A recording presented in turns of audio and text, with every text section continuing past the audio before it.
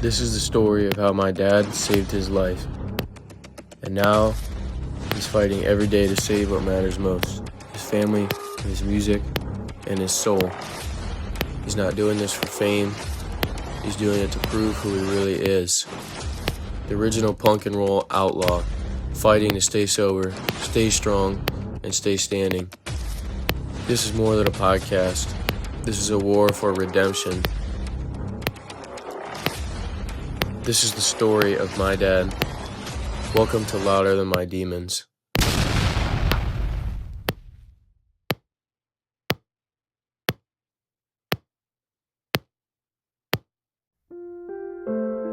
Before I move forward, I want to be clear. The decisions I made regarding my legal situation were made with my family and my future in mind. It's my business, and I don't regret choosing freedom and peace over chaos. This isn't about blame, it's about growth. Louder Than My Demons has always been about truth, redemption, and rebuilding from the ashes. My name is Josie, and this is me, moving forward.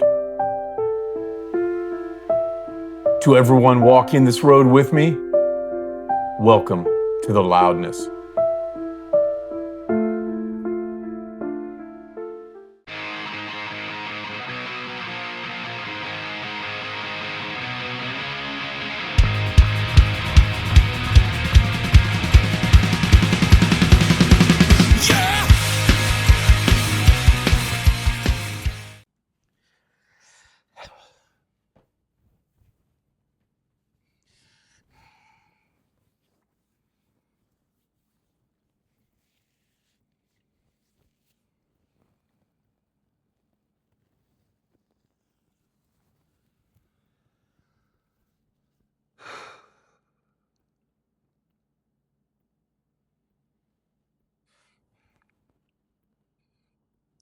The first step back is always the hardest.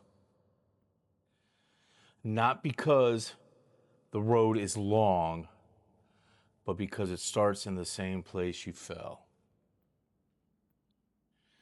40 days of silence, of walls, of thinking about every word, every choice, every scar. And then the door opens, and it's over. I walk into my house, same floor, same air, same fucking ghosts. But this time, I'm not here to run from them. I'm here to rebuild among the wreckage. I sat down at my computer that day and I made a decision not to explain myself and not to fight rumors and not to chase people who already made up their minds, who I could even not give a fuck about. I decided to come back with dignity, to build a life rooted in truth, and to give my time and my heart only to those who believe in me truly. My friends, my family, my children. That's my circle. That's my foundation. And no matter what you believe or what you think of me, I am not the man I was on December 28th. And I will not be that same man that I am today, a year from today, because growth is my goal now.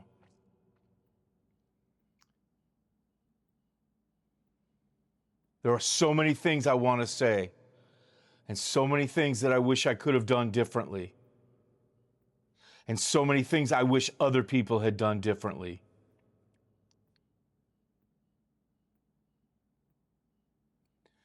Someday I'm going to tell this story.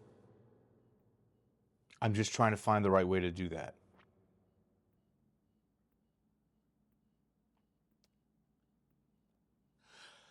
But for right now, I'm putting it behind me and I'm moving on. And you can't rebuild your life by hiding from the wreckage. You rebuild it by standing in it. Hands dirty, heart clean, and eyes locked on tomorrow.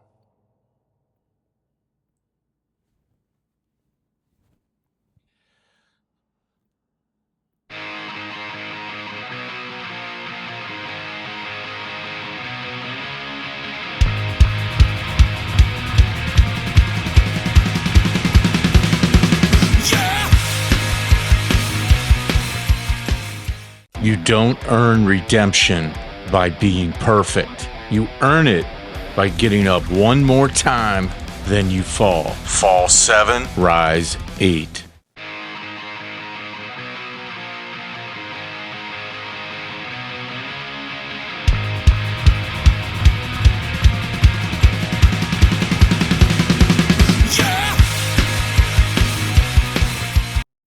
Thank you for tuning in to Louder Than My Demons this week.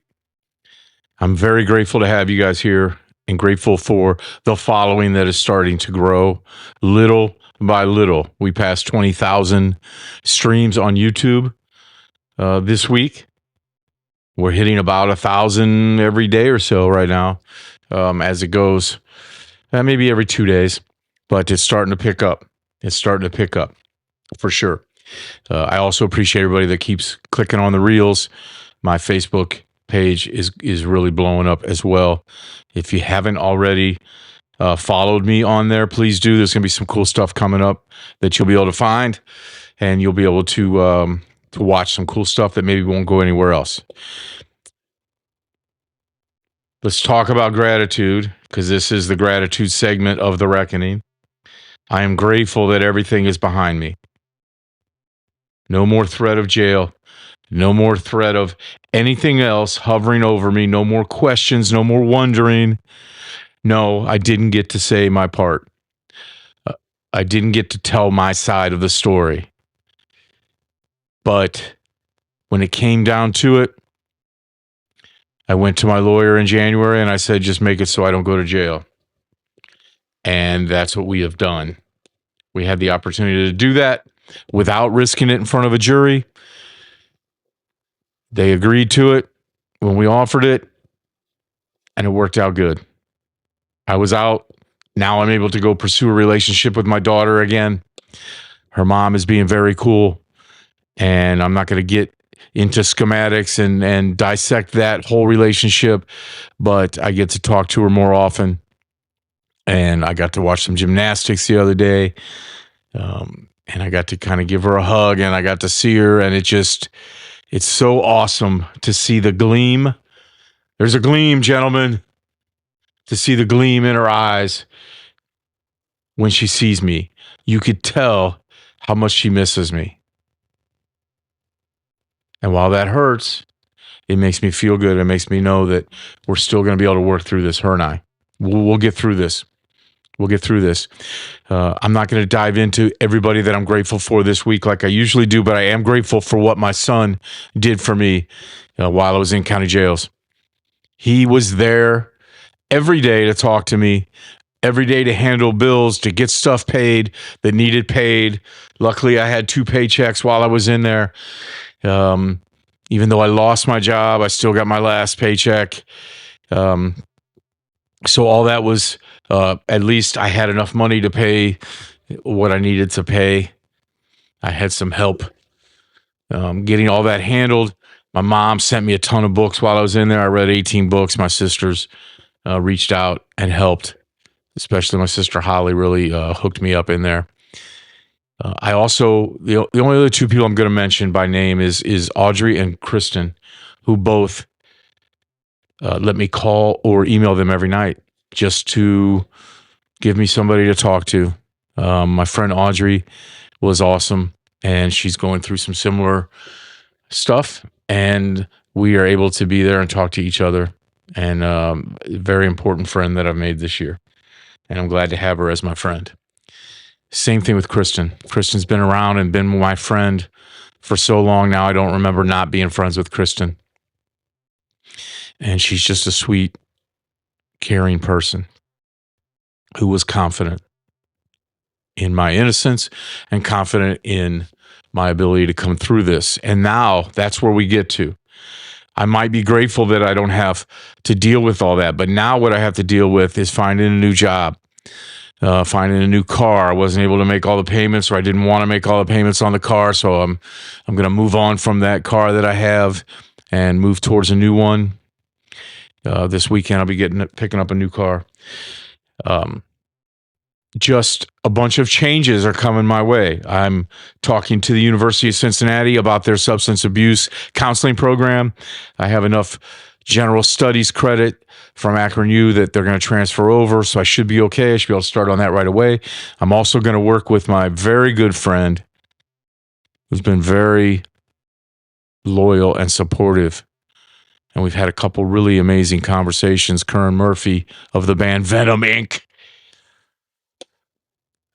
He is going to teach me how to do guitar setups, rebuilds, amplifier setups, amplifier rebuilds, building amplifiers for him, working in the studio. He's going to teach me how to do all that stuff so that when he goes out on the road with Venom Inc., I can help out so that I can maybe turn this into a career change, which would be a really cool thing. I could couple that with my counseling and I could really do some stuff that I really want to do moving forward.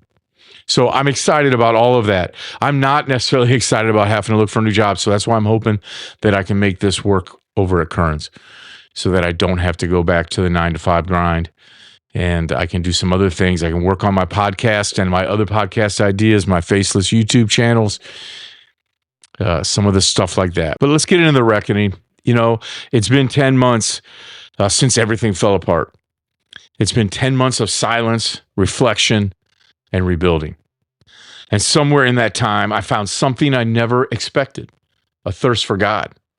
Not necessarily religion, and definitely not fear like in the Old Testament, just truth, a good way to live.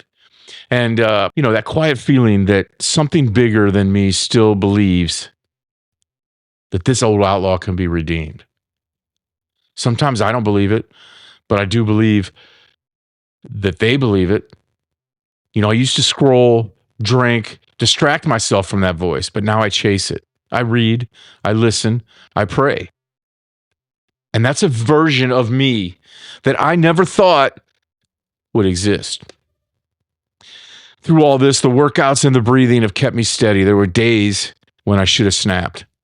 But instead, I lifted, I breathed, and I prayed. Somehow that became my armor.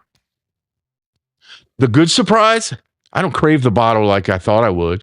What I still fight is the ghost of someone I love. No matter the therapy, the prayer, the song, she's still there. Maybe she always will be. If you saw me now, you'd see it. I'm not gray and I'm not swollen anymore. I might be gray here, but I'm not gray through here. My eyes are clearer. My body is leaner. I don't know why that made me laugh so much. But you'd always, if you looked at me now and we were just sitting one-on-one talking, you'd see the sadness that's there. The sadness that I haven't been able to get rid of yet. It's a quiet that has replaced the chaos that I had before. And if you listen long enough, you'd probably hear something new in my voice. Faith, discipline, peace. It's all trying to take root. On September 2nd, I walked into the courthouse in Medina thinking that I was going to get probation, maybe a fine. I even thought maybe 3 or 4 days in jail. And then she walked in there and I knew I was fucked. And it wasn't jail that scared me. It's what I knew that I'd lose on the outside. My job, my home, my son sitting there watching it all happen. And that's the kind of fear that dug into my bones immediately when it happened. The fact that my son was there, scared to death, didn't know what was going on, didn't understand. He thought that there was nothing going to happen that day. He's standing outside. This person walks right by him who had been in his life for 3 years, who he had accepted. Walks in, walks right past him, won't even fucking look at him. I have done really good this year with not getting fucking pissed off about the things that have been said about me and done about me. And I came into this not going to get mad. But now when I thought about that right there, I'm fucking mad. I'm fucking mad. My family, my kids took that person in and accepted them as they were. They didn't know what was going on with me. They didn't know what was happening to me right over here every fucking week because I didn't tell people. I didn't tell anybody.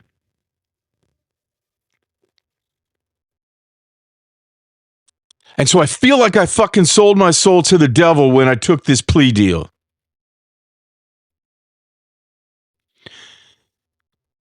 I haven't been able to sleep. Every time I lay down, I start thinking, I start feeling like I feel right now. Sure, I broke a fucking rule. I broke a 1 second, or I made a 1 second phone call a couple times. Not to harass her, not to talk to her, not to threaten her, just because I needed to feel close to something that was now gone. I know that it wasn't right, but I'm a human, and it was a mistake.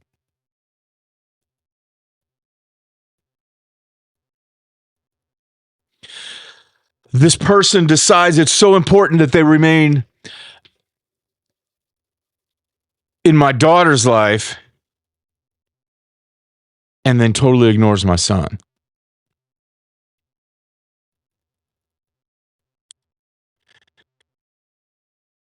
I'm going to tell my story. I'm going to tell you of the abuse that I took for 18 months. Physical, verbal, mental, emotional. We will talk about that at some point, but not tonight. Not tonight. So they put me away for 30 days in Medina County Jail because I made a 1 second phone call. And I know it was stupid. I didn't even want to talk to that person. I don't know what goes on in my head. It won't happen again. The number's deleted. The number's blocked. I couldn't get through to that person if I wanted to. And I don't. I don't. I learned my lesson. The first couple of days were rough, though. I had no contact with Colton. I had given him my phone because it was the only phone number I knew by heart, because who memorizes phone numbers anymore, right?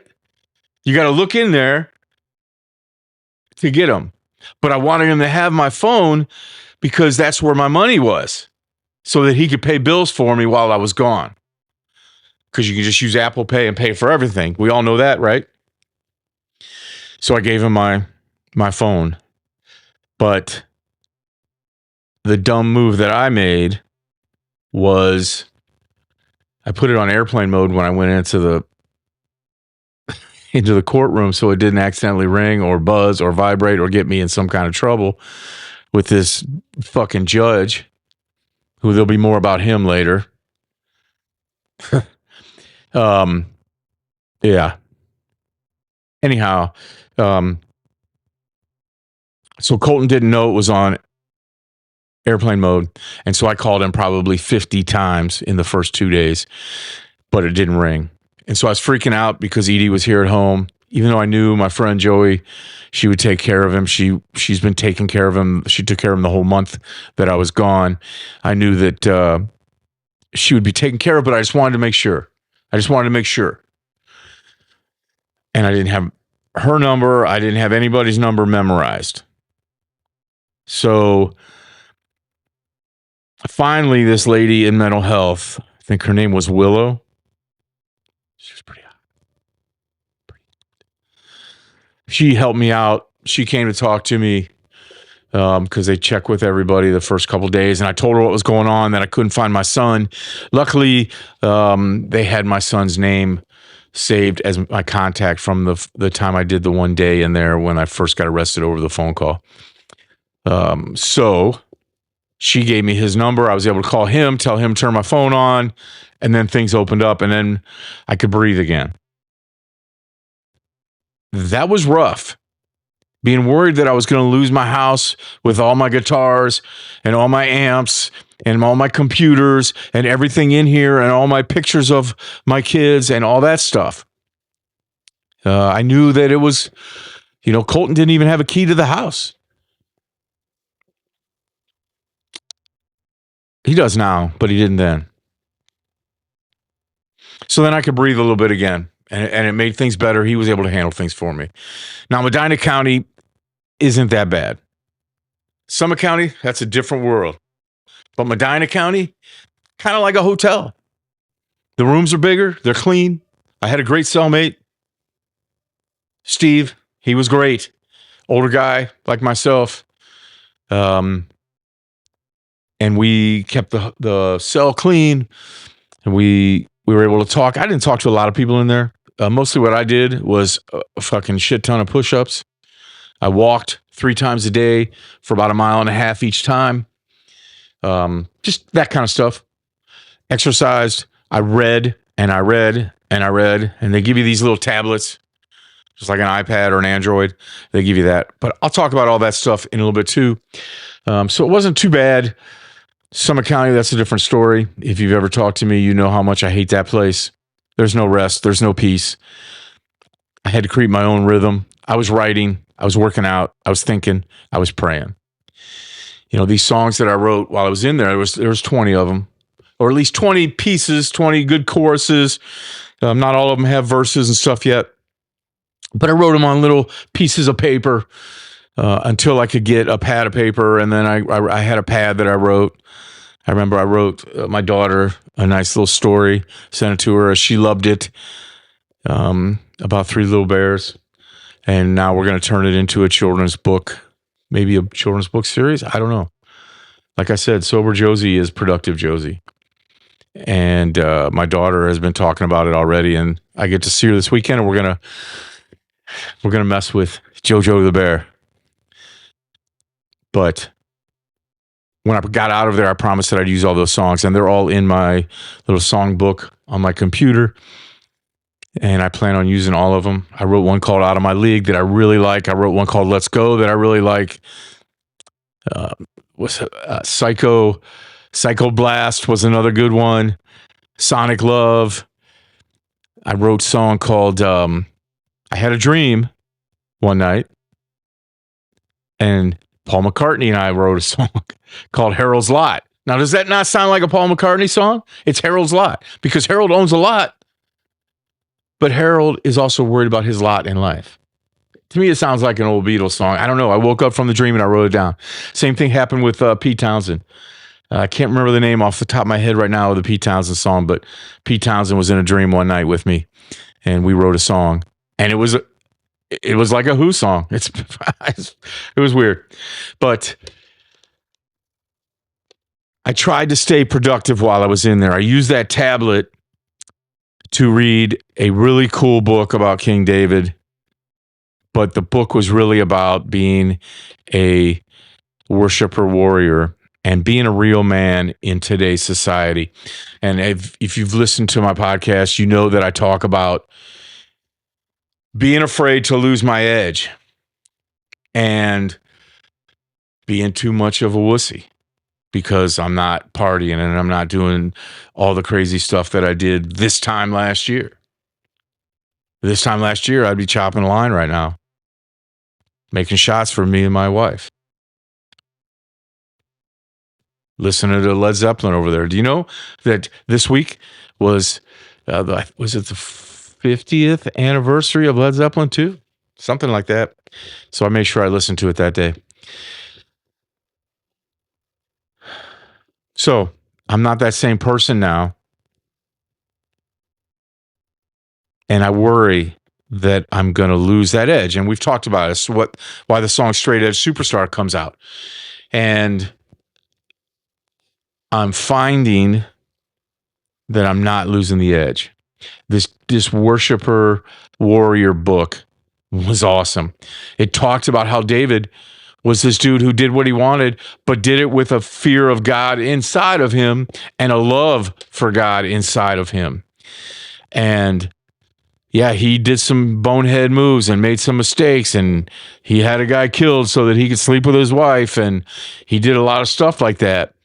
But he was very passionate in his love for God and his love for his people.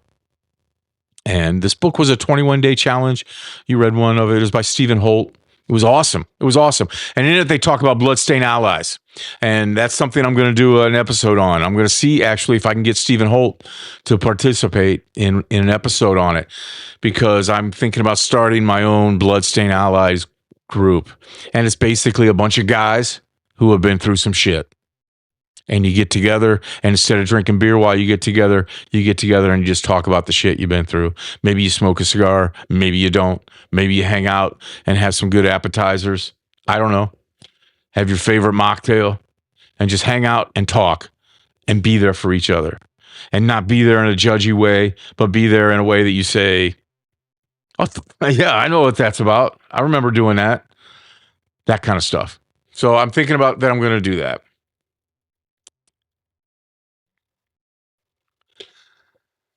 So I took a plea on this case, and I know that I said I wasn't gonna. And right up until the day before, I wasn't gonna. I was not gonna.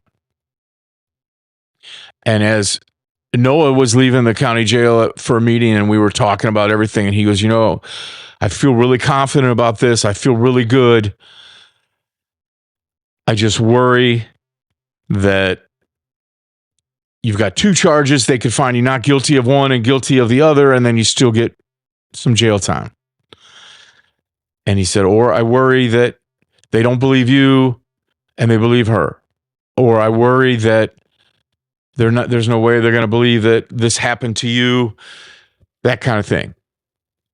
And I understood that.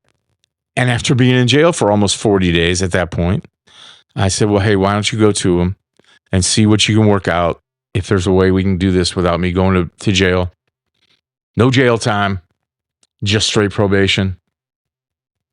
I'm open to that. He came back the next day and said, no, they don't want to do that. I said, okay, fine, fuck them. Let's go.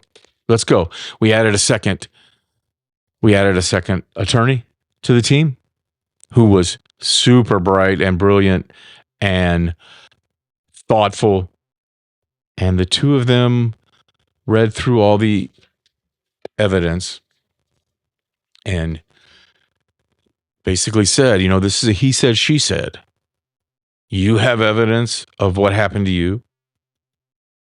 The other person has evidence of what happened to them. But when I read your text messages for the last 6 months, it's not fair what went on with you.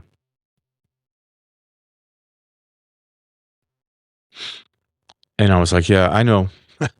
I know. I was there. I lived through it. And if anybody ever wants to know before I release it, because I'm gonna do one, I'll be glad to talk about it in a message or in something like that. I'll be glad to talk about it. I can talk about whatever I want now that it's over. But listen, I didn't take it because I was guilty. Let's get that clear. I took it because I was tired of fighting. I'm tired. You can see it in my face. You can see it in the way that I talk.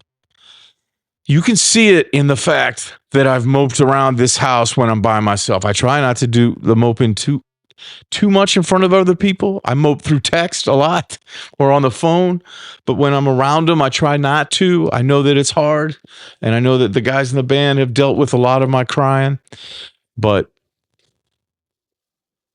I'm not the same guy, man. I'm just not the same guy, and I needed to move forward, and I was tired of missing my beautiful daughter who loves me, and when she sees me, she hugs me and kisses me. And when she talks to me on the phone, you can see her face light up. Why anybody would bring her into this just shows the level or the lack of maturity. Not because of what it's going to do to me, but what it did to her. What it did to her was take her dad out of her life for 10 months.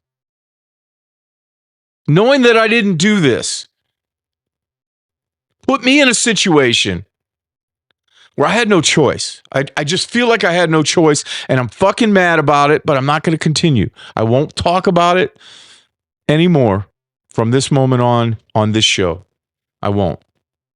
I'm not happy with myself for doing it, but I did it for my family. I did it for my family. I needed to get out. I wanted to be out that day. I was out 2 hours later. I wanted to be out, and I was out. And that's all that matters. Listen, I need to move forward, and half you fuckers are not going to believe me no matter what happens. Had I gone to court and been found not guilty, you're still not going to believe me. But the half of you that do, that's where my circle lies. And that's all that matters. And honestly, you know what matters? Is what I decided next. So I came in that door over there, and I decided that I would rebuild.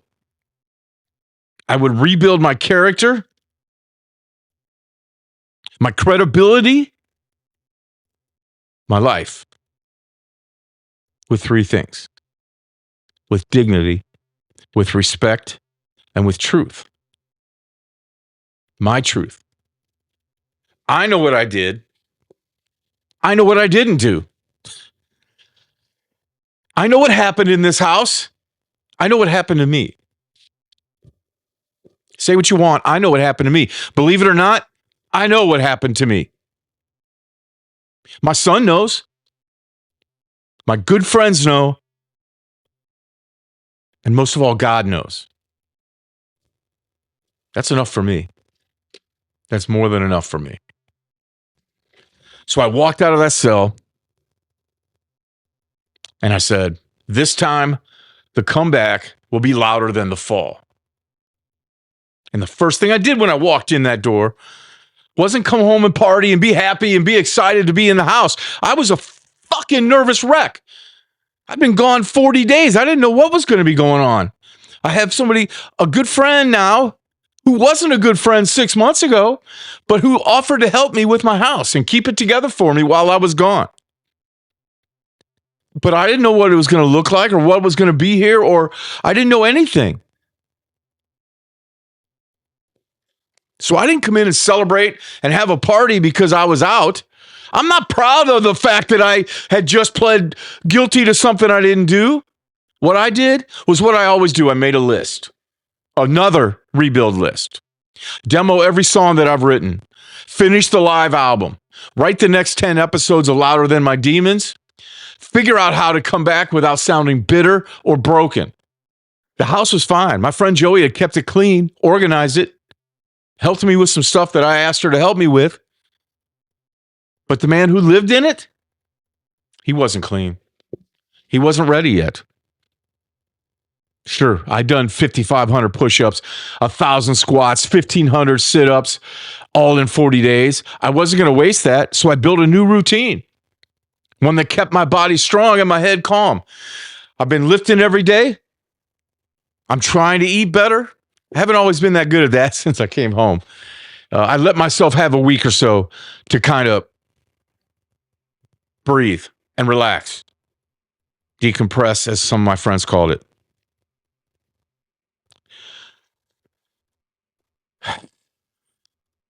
That hasn't been easy. The not being able to sleep until like 3 or 4 in the morning, laying there in bed, it hasn't been good for my sleep hygiene. And so my days and my schedule and my time are all fucked up right now. But it'll come around. It'll come around. I definitely don't feel like I'm fully back. There's a piece of me that's missing. Like I said, that happy-go-lucky guy, he's gone, at least for now. I'm trying. I'm doing things to try and make myself feel happy. I've been laughing a whole lot more than I was before. But what's left is somebody who's quieter, sharper, and probably stronger. So as I said, I'm looking for a new job, working with Curran, looking into the counseling thing. So maybe I can help other people not fall as much as I did. I haven't really dated. I haven't dated. I guess I'm just not ready yet. I know at some point I have to move forward. And not to fill a hole, but this chapter has to close. I watched a really cool video that a friend of mine sent to me about closing the loop. And it made a lot of sense, but it didn't help. It just didn't. Now, listen, this podcast started as therapy for me to talk about the shit that I was going through. Just me trying to make sense of everything that went wrong, was going wrong, and how I was going to make it better. But it's become something way more. This is my mission. This is my ministry. Louder Than My Demons isn't just my story anymore. It's a platform for anyone rebuilding their life. We're going to talk about some real stuff in the future. I'm going to continue to work the 5 S's because that's where it is. That's what survival is all about, the 5 S's. But there's some other stuff that I also want to talk about, some things that can actually help people, maybe save some lives. I don't know. One of the causes that is very important to me and a couple other good friends of mine, including Dennis, is veteran suicide. I plan on doing a whole episode on that in the very near future. It's already written. I've been researching that. I'm going to reach out to some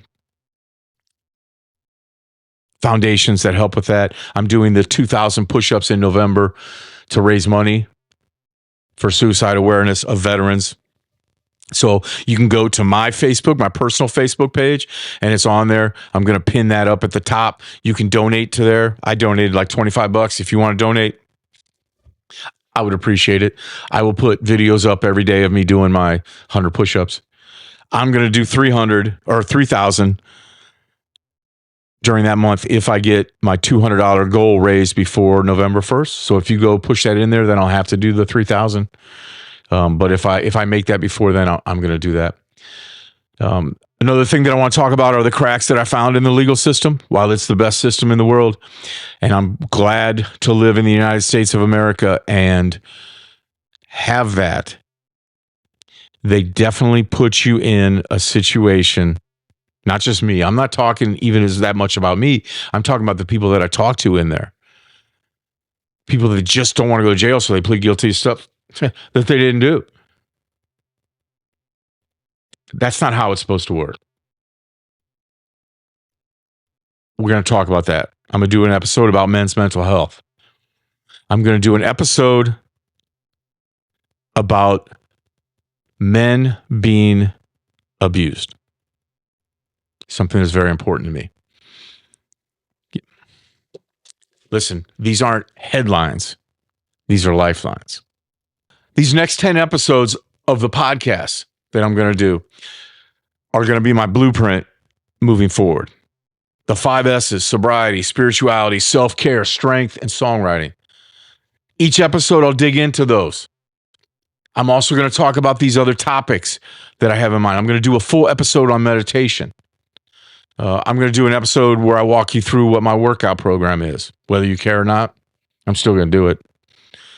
I've talked to a few people who are interested in me helping them, build a workout routine.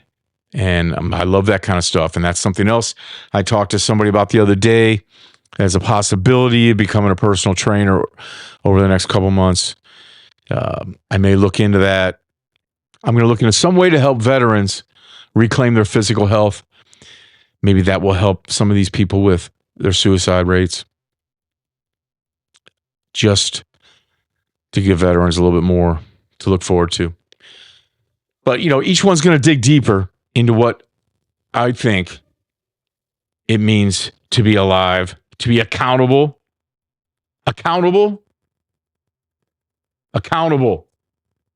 and aware. Those are things that I think are important.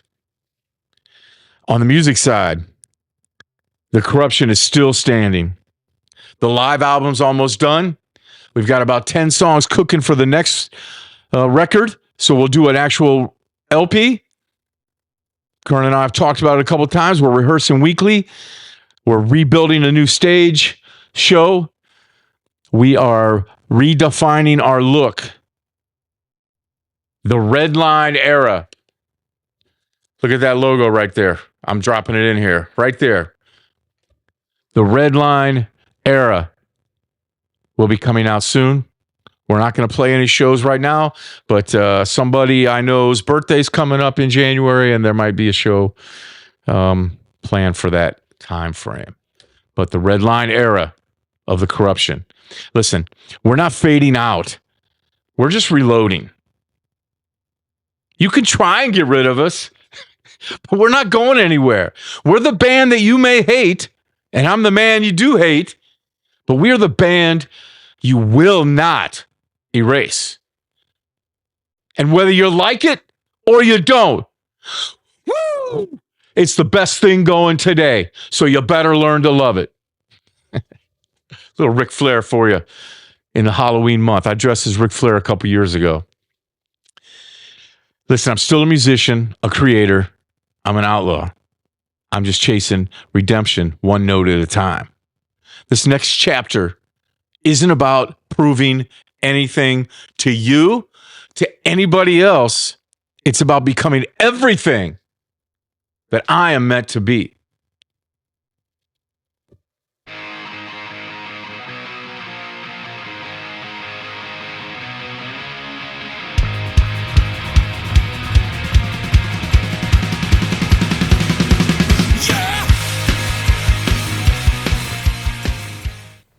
Welcome to Tales from the Guitar Lounge. This week we're talking Les Pauls and comebacks. And I'm sitting here at my bar in front of a wall of Les Pauls. And each one of these guitars has been beat up, battered, scuffed, scratched. They're probably out of tune. I guarantee that white one is for sure. And if you've ever seen me play it on stage, you know that's the case. Yet those guitars are vital to my career as a musician, both on stage and in the studio. Now, somebody else who took the Les Paul and turned it into a legacy and a legend passed away last week. And that's Ace Frehley. And we're all going to miss Ace Frehley. Now, Ace didn't just play a Les Paul. He lived his life like one. Heavy, flashy, definitely unpredictable. But when he made it sing, it sang like lightning. In 1977, he wrote the song Shock Me after getting literally shocked during a Kiss sound check. It nearly killed him. And instead of hiding it, he turned it into a song. That's Ace. Take the pain, crank the amp, and make it scream. The next year, when Kiss released the 4 solo albums, one song stands out among the other albums. Among all those songs. Now, there were some good songs on there, don't get me wrong, but one song stands out, and I guarantee you're all going to be singing it the rest of the night. And that's New York Groove. 'Cause I'm back. Back in the New York groove, yeah, groove. You're all gonna be singing it because it's that fucking good. But now people had a hunger to hear Ace sing a little bit more. But then Ace's life kind of fell down a rabbit hole of cocaine and alcohol and a chaotic lifestyle that led to his leaving Kiss and being off the music scene until 1987, when suddenly he reappeared sober and talking about the crash of his DeLorean. He should have died in that crash, but he didn't. And now he's back. And the devil's going to have to play without an ace in his deck. But listen, that album has songs like Rock Soldiers, Breakout, and Into the Night. And then after that, he released a series of songs like Do Ya and Fox on the Run, which I absolutely loved. Ace was letting you know, he was reminding the world that the spaceman still had some rocket fuel left. And if you think about the company that he's been in, Jimmy Page, Slash, Ace Frehley, all played Les Pauls. They carried their Les Pauls through fire, through addiction, and then they came back swinging. Every one of those guitars has been dropped, burned, rebuilt, and plugged back in. And just like these beat up, cheap ass Les Pauls, and just like me, the Temu version of those guys, I'm coming back, rebuilt, plugged in, and ready to play. So here's to Ace Frehley, the man who took a shock, a cover, a crash, and a lifetime of chaos, turned it into riffs that still lift people up. Rest easy, Space Ace. You shocked us all back to life.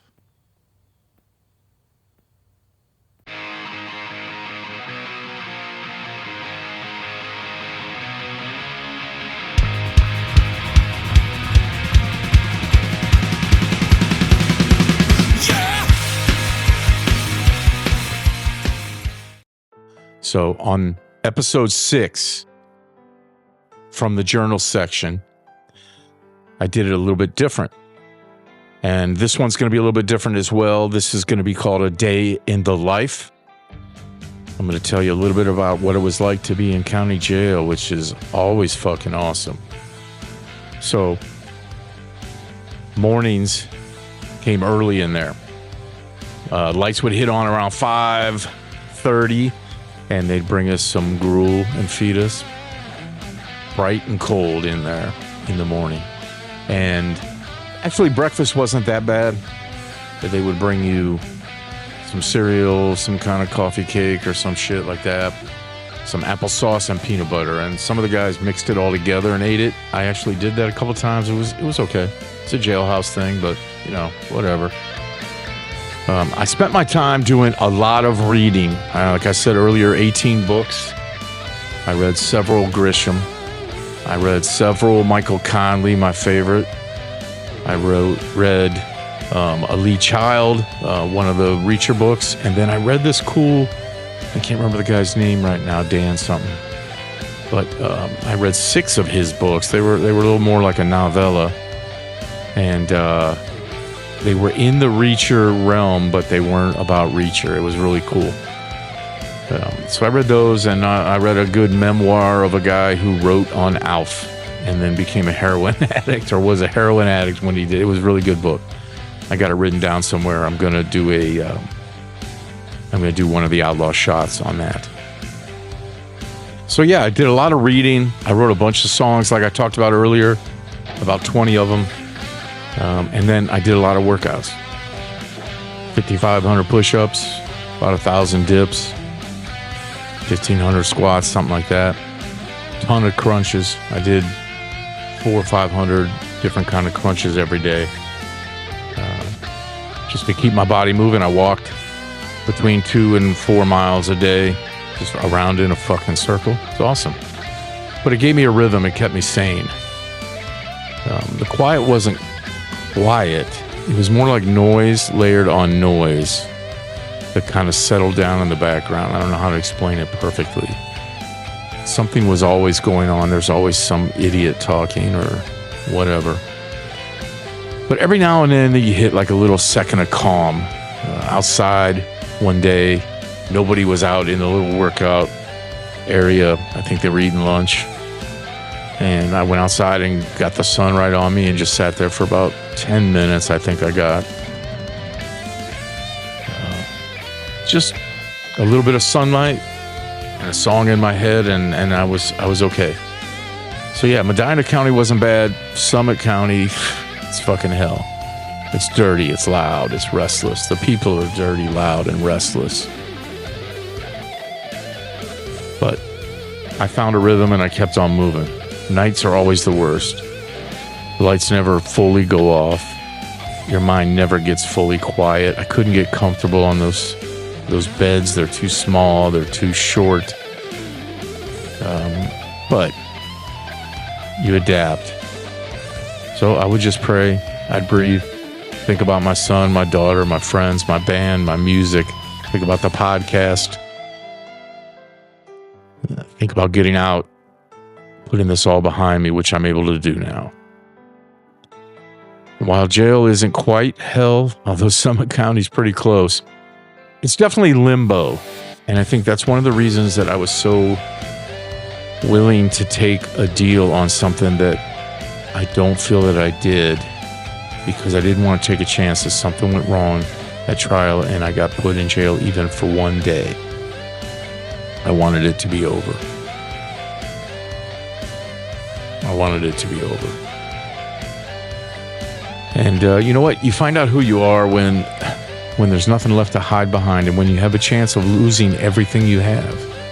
You find out, are you a guy that can take care of himself? Are you a guy who can stand up for himself? Are you a guy that can fight back from being as broke down as you can possibly be broken down? And that's what I did. Freedom is not automatic. You earn it, and you keep earning it every fucking day.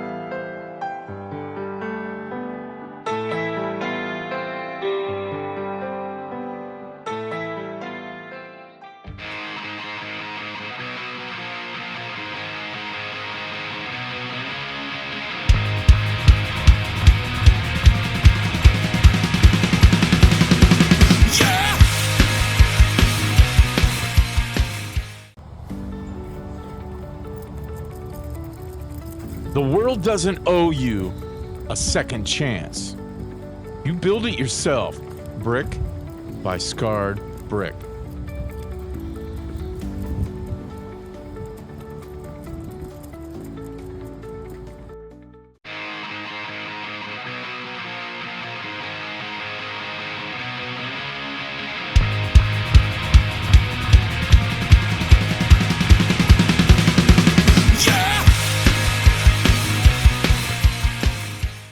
So welcome to Beyond the Songs. On this part of the show, I like to talk about songs I've written, or maybe some songs that have influenced me, talk about how they were created, or maybe talk about why this song was important to me. And today's song is about how it feels when somebody leaves you. It's basically a country song. And it wasn't written about me, but I used some of my past history in the song. But for some reason, I just had the name Cocaine for Breakfast in my head for about a year. I drove Fuego crazy with that title. Every time we'd get together, I said, oh man, I'm working on Cocaine for Breakfast. It's going to come together pretty soon. It's going to come together. And I knew that it was going to be a country song, but amplified up like it was on cocaine. And it was going to be fiery and rock and roll. And it was going to have that Buck Cherry kind of edge to it. And I messed with that song, and I tried to come up with the right chorus, and I tried to come up with everything. And I messed around with it for a while and finally had kind of given up on it. And one day I was working at this job where I drove a car every day for about 8 hours. And I was driving back from Columbus, and I was listening to some Buck Cherry, and they had this drum beat going. It's like bop, bop, bop, bop, bop. And it just got stuck in my head, and all of a sudden I turned the music off, and I started singing Cocaine for Breakfast, and the next thing I know, I had this entire chorus written. And I kept singing it all the way home. And when I got back, I walked in the door and I stood over there, and I started writing these lyrics out. And they were just pouring out of me. And I realized it was about this guy whose girlfriend left him. And she took his dog, and she took his car, and she took his best friend. And all he was left, there was no furniture in the house. There was nothing there. He just woke up, and the only thing that was there was the bed he was laying on, a refrigerator, some whiskey, and some cocaine. And he started telling the story. He walked over and he turned on a radio, found a radio, turned it on, and listened to some Gilby Clarke. And the guy showed up about an hour later. I had all the lyrics. I had everything ready to go. And I went downstairs, and Fuego, our bass player, was playing drums then. And I said, Joe, I just want you to go like this. Bam, bam, bam. Give me a straight 4 off that snare like that. And he started doing it, and I started playing the riff. And the guys, at the time, it was Jamie, St. Jamie, and Johnny Lexus. And they caught on real quick to what I was throwing down because it's only a few chords, and it was pretty simple. And wow, it just came together like that. I mean, we played that show, or played a show later in the month, and we played Cocaine for Breakfast, and we've played it every show since then. And it's one of the favorites of our friends and fans. It did pretty well on YouTube. I'll even clip a little bit of that into this after I do it. It did really well on Spotify and everything. People loved it. And I remember one night we were playing it, and some guy came up to me, and I wasn't partying at the time, but he came up to me and he said, "Hey, with that song that you played, are you holding?" And I'm like, "No." So it was a great introduction to people after that. But I remember being at a show. We opened up for a band called Angel. I don't know if you remember Angel, but in the 70s, they were like the anti-Kiss. They were signed to Casablanca as well, but instead of wearing black and high heels, they wore all white, and they wore ballet shoes, and they sang pretty, and they were the opposite of Kiss. And we were opening up for them. I think we were right before them. We were either second or third that day. I don't remember. But I remember afterwards I was standing at the merch booth, and we sold a few CDs. We sold a bunch of stuff, talked to a bunch of people. And at least 3, 4, maybe 5 people came up to me and said, "Hey, really liked your stuff. I had a great time. I'm going to remember Cocaine for Breakfast, or I'm going to remember Sin City Outlaw." And that's when you know that you did something right. When people who came to see another band that they've listened to their whole lives tell you they're going to remember your song. And I remember one guy said, "I heard songs from 4 bands tonight, and I'm leaving here with one song in my head, and it's Cocaine for Breakfast." And it's just, it's a catchy, it's a fun song. Now, this song took on a life of its own in the past year, when everything broke down because of drinking and because of drugs, and because of what I let the person I was with do to me, put me in a situation where I just couldn't win. It was untenable. I couldn't come through it. Obviously, we all know what's happened to me this year. And she actually took my dog when she left. And so it's a little difficult sometimes to play this song now. It became a mirror, pardon the pun, but it became a mirror to me that, this is what I had done. Yeah, I partied and I did all this stuff, and I it was about some guy, and then later I realized, well, it was a precursor to what I was letting happen in my life. And it was a precursor to how lonely that guy felt is how lonely I felt. But the difference now is I didn't turn to whiskey all day, and I didn't turn to cocaine and some of the other stuff that I had been doing when she left me, and when I got arrested, and when my life fell apart. No matter how much I miss her,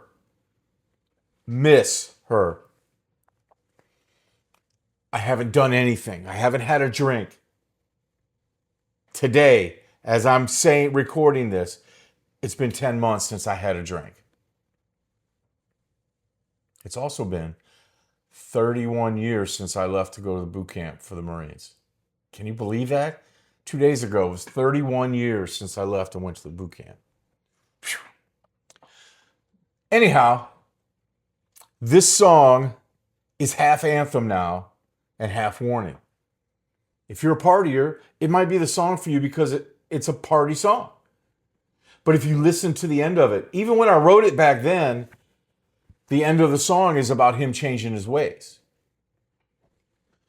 And also, if you listen to the song, one of my favorite parts and one of my favorite things about playing this song is I get to bust out a little Dusty Road for you, baby.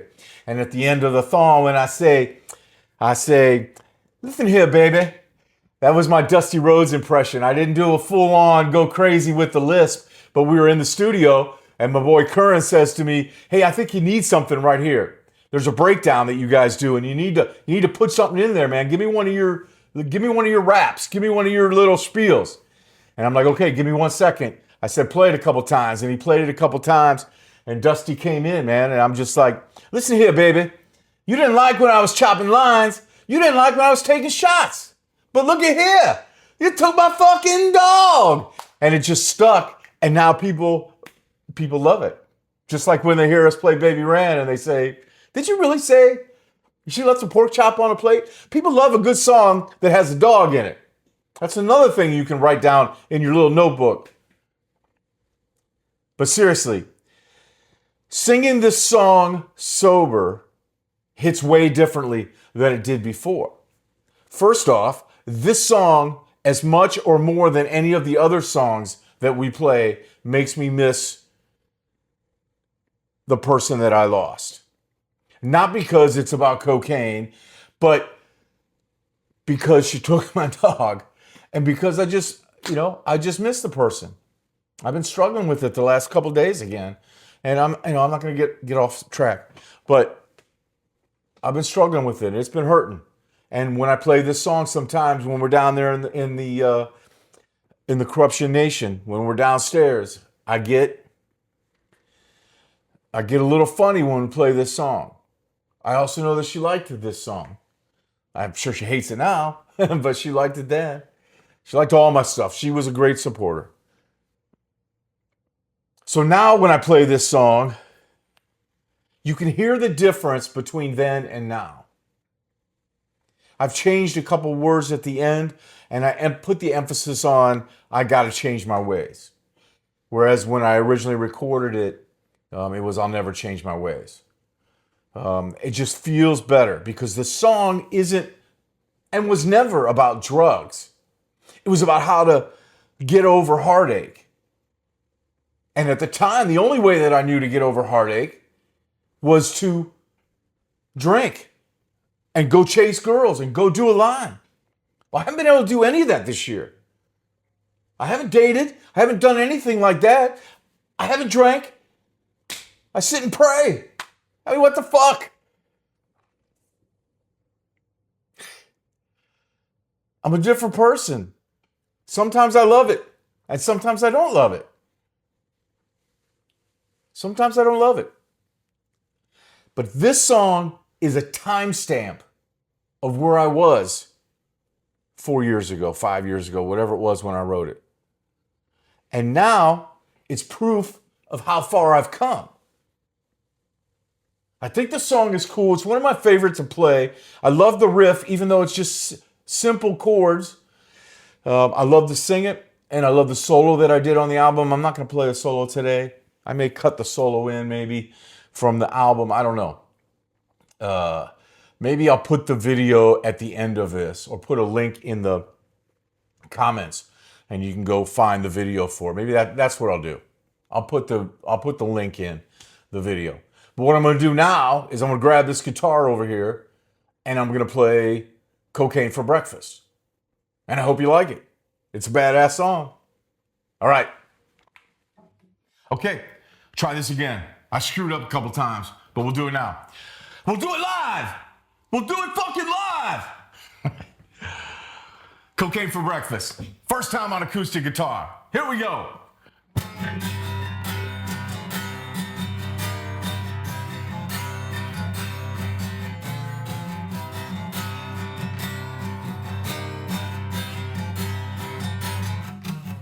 She left in the morning.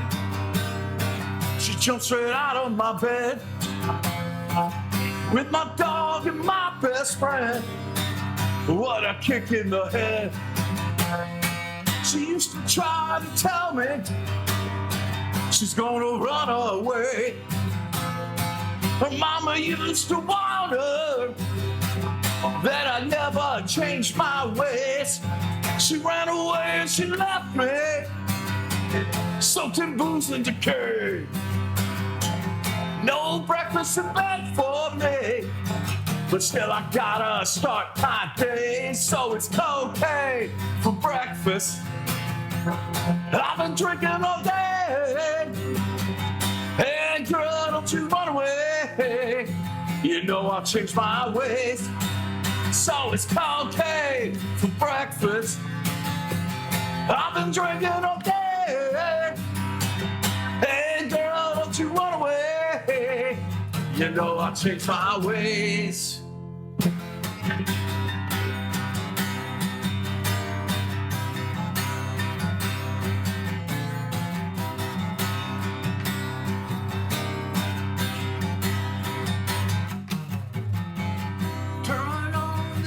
jukebox. You know it never fails. You'll be singing a song to me about a TJ jail. I know I did all wrong. My eyes, they like to roam. I know I should have stopped myself when I took her sister home. She ran away and she left me, soaked in booze and decay. No breakfast in bed for me, but still I gotta start my day. So it's cocaine for breakfast. I've been drinking all day. Hey girl, don't you run away. You know I'll change my ways. So it's cocaine for breakfast. I've been drinking all day. Hey girl, don't you run away. You know I'll change my ways. She ran away, she left me, soaked in booze and decay. No breakfast in bed for me, but still I gotta start my day. So it's cocaine for breakfast. I've been drinking all day. Hey girl, don't you run away. You know I'll change my ways. Listen here, baby. You didn't like when I was doing shots. You didn't like when I was taking lines. But look at here. You took my fucking dog. She ran away, she left me, soaked in booze and decay. No breakfast in bed for me, but still I gotta start my day. So it's cocaine breakfast. I've been drinking all day. Hey girl, don't you run away. You know I'll change my way. So it's cocaine for breakfast. I never change my ways. And it's cocaine. I never change my ways. So it's cocaine. I'll never change my ways. And it's cocaine. Cocaine. I just can't. I can't. I just can't. I just can't change my ways. Looks like I'm gonna be going through hard times, baby. And before I finish it up, my daughter loves my music and loves this song. So we rewrote the chorus for her one day. And I'll play that little bit of that chorus. It goes like this. So it's cookies for breakfast. I got bacon all day. Hey girl, don't you run away. I got scrambled eggs. That's Cocaine for Breakfast. You can find it on Spotify, Apple, any one of the streaming apps that you use, you can find it. It's on YouTube. There's a really cool video that our old guitar player, Johnny Alexis, did for us. And it's pretty cool, though. So go check it out. And I appreciate you guys listening. Peace.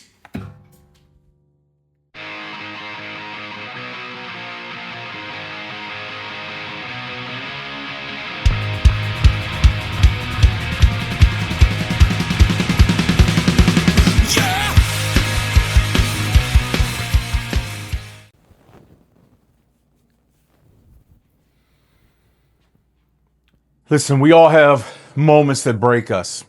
Some of us lose people. Some of us lose our freedom. Some lose their faith. I lost 2 out of 3, but I gained the most important one. That's what this year's done to me. And if you're lucky, you get a chance to rebuild. And that's what I plan on doing. Rebuilding, though, doesn't mean you're pretending it didn't happen, because we know that it fucking happened. The pain in my heart tells me that it happened. The fact that I lost my job, almost lost my house, tells me that it happened. The fact that I haven't been able to see my daughter tells me that it happened. What it means is you face it with your eyes open. Your hands steady, you hold fast, and deciding this time, I'm not hiding anymore. If you thought I was loud before, just wait. Just wait now. Not everyone's going to understand, and not everyone's going to understand me or care about me. And that's okay. It's totally okay. Because this rebuild isn't just mine. It's for anyone who's been counted out and refused to stay down. I refuse to stay down. If you're listening right now and you've fallen, you've lost yourself, or you are staring at your own wreckage, start by standing. Stand up. Don't wait for approval. Don't chase permission from assholes you don't care about. Don't worry about what people think when they only know somebody else's side of the story. You worry about yourself. You dig into yourself and you look for that dignity and that respect and that honor that we talked about earlier. It's hard to do when you're down. When you're as down as I've been this year. When you're as broken as I was in January and February. When you didn't understand what the fuck was going on. And you missed somebody so much that your heart literally ached every day. And still fucking aches. Still aches. They don't care though. I don't care anymore. I'm moving on. I've said that before. Everything is over. The door is closed. I have to rebuild my life. I lost my job. I lost my car. I lost 10 months with my daughter. I lost the person I loved as much as anybody in the world. What did I gain? I gained a new relationship with my son that is the best thing that's ever happened to me. I got close with my mother and my sisters again this year, something that I had been lacking and something that I needed. I found out my true circle. I've said all their names a million times and I'm not going to continue to say them, but I found out. I made new friends who believed in me and were there for me this year and are still there for me. So that door is closed. And I'm moving this way and up these stairs that you're standing on as you look at me. Because you can't rebuild your life by hiding from the wreckage. You rebuild it by walking straight through it. And if you are listening to Louder Than My Demons, we're going to walk straight through it together. If you thought I was loud the first 6 episodes, wait for the next 6 episodes and just see. Because I didn't come here to recover quietly. And you don't tune in every week because you want to recover quietly. We are here because we recover louder than our demons.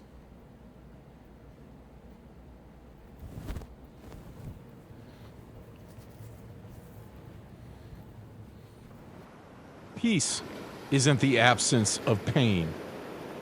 It's the decision to stop letting pain drive.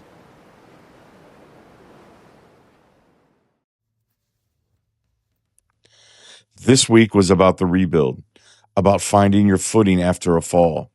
Next week, we face a different kind of battle, the one that many of our brothers and sisters fight when they come home. Veterans, sobriety, survival, suicide. It's a conversation that matters and one we're going to have. I'm Josie, and this is Louder Than My Demons. See you next week. Until then, keep your head up and your heart loud.